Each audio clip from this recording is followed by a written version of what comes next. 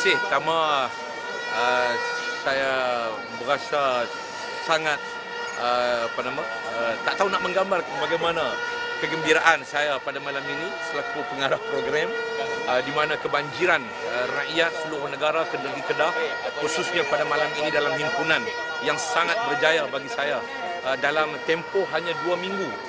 2 minggu sahaja persiapan, keputusan dan persiapan yang diputuskan oleh PAS Pusat mengamanahkan pada saya untuk mengendalikan program sebesar ini bermula daripada pagi tadi.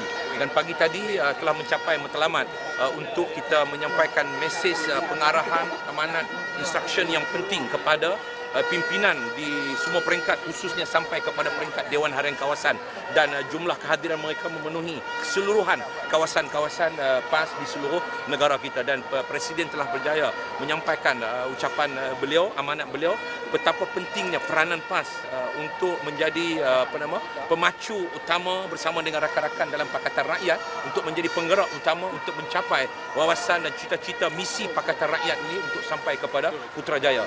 Bukan bermakna hijau ke Putrajaya, bukan bermakna kita bersendirian, tidak.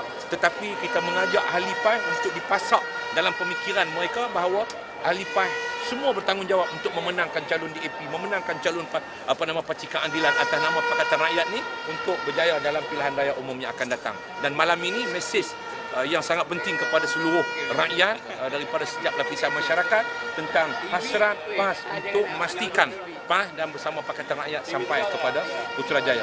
Dan saya pun tak tahu nak anggar berapa, tetapi saya percaya dalam stadium saja pada malam ini, daripada atas tangga ayam sampai ke dalam padang atas trek, paling tidaknya antara 50 ke 60 ribu orang.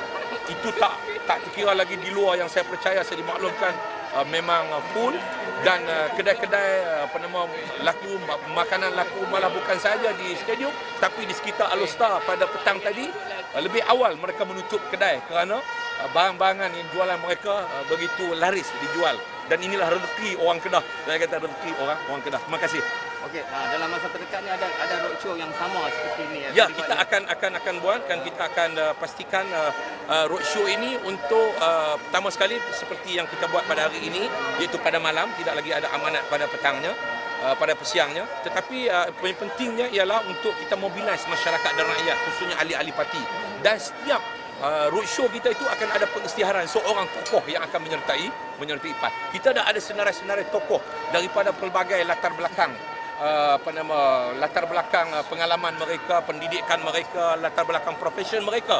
Ada macam tadi dari segi pentadbir, dari segi bekas ketua polis, bekas panglima ataupun bekas pegawai-pegawai tentera, dan juga terdiri daripada mereka-mereka yang bergiat dalam anak seni sehingga sekarang ini, yang telah pun menghubungi saya dan sedang ada dalam perbincangan untuk memastikan mereka itu diisytiharkan satu persatu pada setiap program yang akan kita round seluruh Melaya.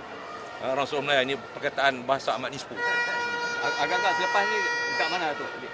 Itu kita akan putus dalam tempoh yang terdekat, insya-Allah. Kita putus hari ini pun dalam tempoh 2 minggu saja. Ini pun kita akan putuskan dalam tempoh yang terdekat, insya-Allah.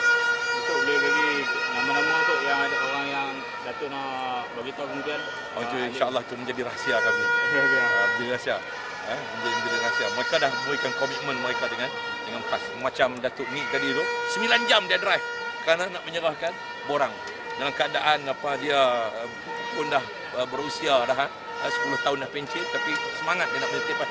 9 jam dia terperangkap dalam jam daripada Sungai Bakap lagi, daripada Sungai Bakap. Ada orang ternama ke, artis ke apa? Ya, macam saya katakan tadi, ada orang ternama, artis dan sebagainya, insya-Allah. Selebriti TV dan sebagainya, insya-Allah.